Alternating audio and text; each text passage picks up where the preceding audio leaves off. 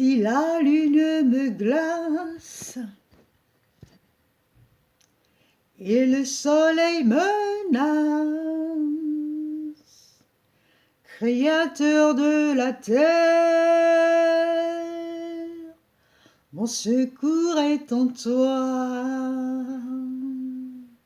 Si mes larmes ruissellent et que mon pas chancelle, Créateur des étoiles, mon secours est en toi. Je lève les yeux vers les hauts sommets. Toi seul est mon Dieu, je proclamerai. Toi seul est ma force, toi seul me restaure mon secours est en toi. Toujours tu me portes jamais, tu ne dors mon secours est en toi. Ta victoire, mon espoir, ton chemin, mon destin, ton salut, mon refuge, tout est en toi. Ta victoire, mon espoir, ton chemin, mon destin, ton salut, mon refuge, tout est en toi. Ta victoire, mon espoir, ton chemin, mon destin, ton salut, mon refuge, tout est en toi. Shalom peuple de Dieu, shalom bien-aimés. Nous sommes à notre rendez-vous hebdomadaire sur la série Un jour une qualité qui tient bientôt vers à sa fin. Je vous remercie infiniment pour votre ténacité, pour votre fidélité, du début jusqu'à la fin. Là, nous avons encore 2 séries, 2 qualités à voir. Et par la suite, nous attaquerons les qualités après la guerre, parce que en ce qui concerne la guerre, il y a un avant, il y a un pendant, il y a un après. Donc là, nous sommes pendant, nous sommes en fin fond dedans, n'est-ce pas? Et par la suite, nous parlerons de qualité après la guerre. Donc aujourd'hui, la qualité va se porter sur la prudence. À ce stade, il faut être très prudent, parce que tu es en train de gagner la bataille et le malin, lui, il contre-attaque. Et ce qui fait que tu peux, par ton excès de zèle, hier nous avons vu l'onction. Maintenant, si tu te rends compte, soit par la vidéo ou bien avant la vidéo, je n'en sais trop rien, si tu te rends compte que tu as de l'onction et que tu veux l'utiliser, fais attention à l'excès de zèle, parce que l'onction, ça nous donne tellement de zèle que on se donne de l'importance, on se donne des missions qui ne sont pas les nôtres, n'est-ce pas?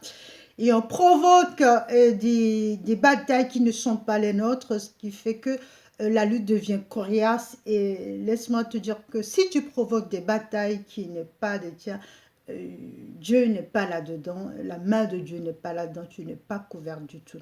Alors fais très attention. Nous allons, notre tête de base aujourd'hui va se porter sur Luc 14, versets 28 à 32. Je lis la parole du Seigneur. Luc 14, versets 28 à 32. Car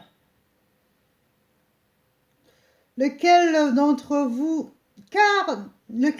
vous, s'il veut bâtir une tour, ne s'assied pas d'abord pour calculer la dépense et voir s'il a de quoi la terminer, de peur qu'après avoir posé les fondations, il ne soit pas capable d'achever et que tous ceux qui le versent ne se moquent pas et ne disent « Cet homme a commencé à bâtir et n'a pas été capable d'achever. » Oh, quel roi s'il part pour s'engager dans une guerre contre un autre roi, ne s'assied pas d'abord pour examiner s'il a le pouvoir avec 10 000 hommes de marcher avec la rencontre de celui qui vient contre lui avec 20 000. Tandis que l'autre est encore loin, il lui envoie une ambassade pour demander les conditions de paix. Ainsi donc, quiconque d'entre vous ne renonce pas à tout ce qu'il possède ne peut être mon disciple. Voilà, Luc 14, verset 24, je suis allée jusqu'au 33, du verset 28 au 33. Donc ici, Luc nous parle de bataille, de fondation, voilà, de comment tu entreprends ta guerre. Là, il le dit clairement, quel roi s'il part pour s'engager dans une guerre contre un autre roi, ne s'assied pas d'abord pour examiner s'il a le pouvoir avec 10 000 hommes. Voilà, tu dois examiner cela, veut dire quoi? La prudence rime avec méfiance, avec sagesse et discernement. Si tu es prudent, tu es méfiant, tu as de la sagesse et tu as l'esprit de discernement. Les quatre ne se dissocient pas et les quatre vont ensemble. Voilà, ils vont de pair. Tu ne peux pas dire je suis prudent et faire n'importe quoi et être insensé, ce n'est pas possible, ça ne va pas ensemble. Donc tu dois calculer. Cela veut dire quoi? Cela veut dire que maintenant, si tu te rends compte que tu as un excès de zèle et que tu vas provoquer une bataille, bien aimé, c'est à tes risques et périls. Nous avons des batailles que nous avons depuis la naissance. Alléluia! Je l'avais dit pour ceux qui ont suivi cette série depuis le début, merci. Et ils l'ont vu depuis ta naissance, vu que le malin, il a vu ton étoile, il s'est dit, ouh là là, celui-là, il va être hyper brillant, il va prospérer dans ce milieu, un peu comme Jésus-Christ de Nazareth. Les rois mages ont vu son étoile, et donc ils ont commencé par attaquer, ils ont envoyé Hérodes, ils ont envoyé pas mal de monde pour bloquer cette étoile. Exactement, pour toi, ça se passe comme ça. Donc, tu as la bataille que tu as dès la naissance, que tu as acquis avec tout ce que la famille a enduré, tout ce que la famille a fait avant toi, tout ce qui s'est passé dans la famille, les ancêtres, les grands-parents, tout ce qu'ils ont planté, tout ce que l'ennemi a fait contre toi, ok? Les batailles que toi-même, tu crées en devenant adulte, en commettant mensonges, vol, impudicité, critique, tout ça, et les batailles comment dire, que ton Dieu te donne parce qu'il voit que tu es capable de pouvoir intercéder pour telle ou telle personne. Là, c'est des batailles que Dieu, il sonde ton cœur, il scrute ton cœur, il voit que à partir de ce moment, tu as cette onction, il te donne de l'onction. Bien aimé, hier, j'ai oublié de dire quelque chose. Quand tu as de l'onction, ce n'est pas 2, 3 anges qui sont avec toi, c'est toute une cortège, c'est tout un cortège qu'il t'envoie. Donc, quand il voit que tu as un stade assez avancé et que tu peux intercéder, que tu peux faire la bataille, la guerre pour certaines personnes, il te donne la bataille pour certaines personnes, mais là, c'est lui qui te donne, et il te donne la victoire en même temps. Mais maintenant, si toi-même, tu te sens capable et que tu vas prendre un homme, par exemple, je prends l'exemple de couple, soit un homme qui prend une femme ou une femme qui prend un homme, cela va de soi. Dans le monde que toi tu es chrétien 100%, que tu vas prendre un homme ou une femme dans le monde, là c'est une bataille que toi-même tu te crées, et là cette bataille, ça va t'amener à la chute, ça va t'amener à la perte, là il n'y aura même pas de victoire, parce que la main de Dieu n'est pas là-dedans. Dieu ne t'a pas dit, oh va aller chercher quelqu'un qui est dans le monde, c'est dans la Bible. Il faut que tu cherches quelqu'un qui est aussi chrétien que toi pour avancer, ok? Ça, ce n'est qu'une parenthèse. Maintenant, pareil, pour quand tu vas chercher du travail, y en a qui vont dans certaines entreprises parce qu'il y a il y a des sous, parce qu'ils payent bien, parce qu'il y a une bonne réputation. Bien aimé, la plupart des entreprises qui payent bien, laisse-moi te dire qu'il y a la franc-maçonnerie derrière. Laisse-moi te dire qu'il y a Illuminati derrière. Donc, si toi, maintenant, en tant que vaillant héros, en tant que chrétien qui le revendique, qui est intègre, qui est sincère, qui est moins, qui est tout, voilà, qui a du zèle, et que tu te lèves, tu te dis, ben, je vais aller chercher du travail là-bas, et que tu commences à avoir des combats, des batailles, ne viens pas pleurer parce que Dieu ne va pas t'aider là-bas. Jésus, il n'est pas là-dedans. Là, Satan, il t'accueille à bras ouverts, il va te dire, viens, viens, mon fils, je t'accueille. Parce que c'est toi-même qui allais te jeter dans la gueule du loup. Donc, comprenons-nous bien. C'est pour ça, la prudence, ça rime avec méfiance, sagesse, discernement. Ce n'est pas parce que tu es loin que tu dois te lever gaillardement, que tu dois aller chercher palabre, comme on dit chez nous en Afrique, que tu vas chercher palabre chez l'adversaire, dans le camp de l'adversaire. Tu n'as pas à aller chercher des combats, des batailles qui ne sont pas les tiennes.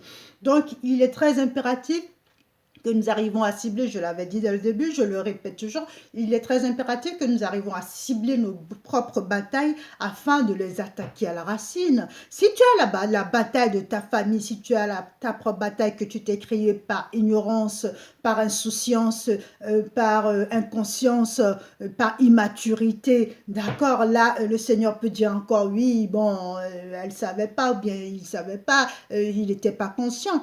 Mais quand tu deviens conscient et que tu te lèves gaillarement, allez, je vais chercher du boulot là-bas parce que c'est bien payé, alors que tu vas chercher du boulot chez Illuminati et compagnie, et franc-maçonnerie, le Dieu, il est juste derrière, il te regarde, il dit, bon, d'accord, là, je ne sais pas ce qui va se passer, mais tu vas te casser la binette.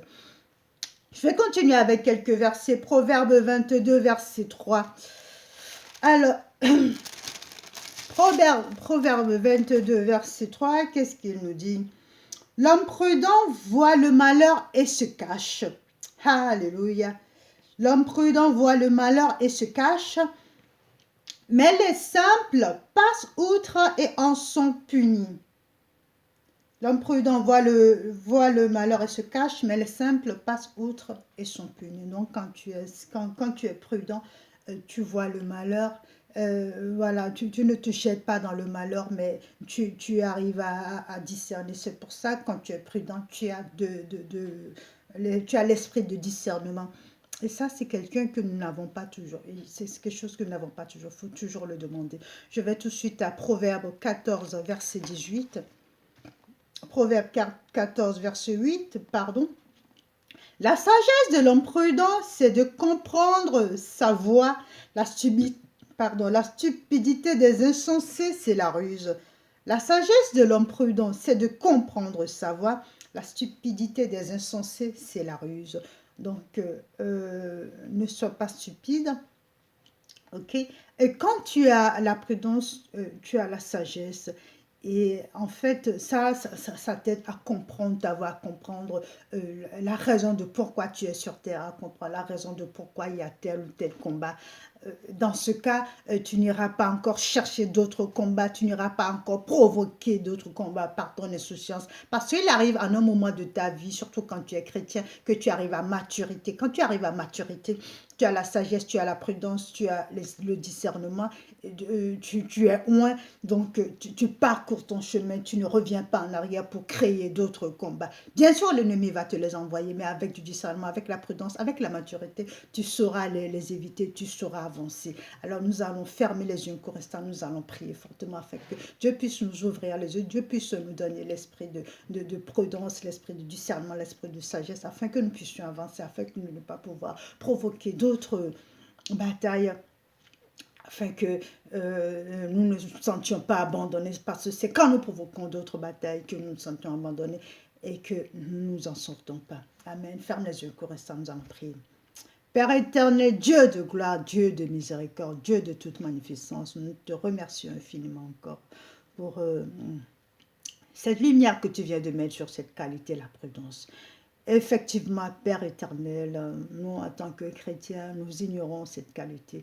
Et beaucoup, nous ne l'avons pas. Beaucoup, nous l'ignorons et nous sommes aussi dans l'ignorance. Et c'est pour ça que nous provoquons des batailles par nous-mêmes, nous ne nous rendons pas compte, nous ne nous en sortons pas. Après, nous crions, mais Père, tu m'as oublié. Mais en fait, c'est pas toi qui nous oublies, c'est parce que nous avons provoqué, nous avons mis des pieds là où il ne fallait pas, nous avons dit des choses qu'il ne fallait pas, nous avons fait poser des actes qu'il ne fallait pas. Père éternel, en ce moment même, nous te demandons pardon déjà pour les faits et actes que nous avons posés sans te concerter, pour les mots que nous avons dit sans te concerter, pour les batailles que nous avons provoquées inconsciemment par ignorance et par immaturité. Père éternel, en ce moment même, nous te demandons de nous envoyer ton esprit de discernement, cet esprit de prudence, esprit de méfiance, ta sagesse, Père, afin que nous puissions discerner quelle bataille nous vivons, le but de la bataille, et surtout ne plus en provoquer.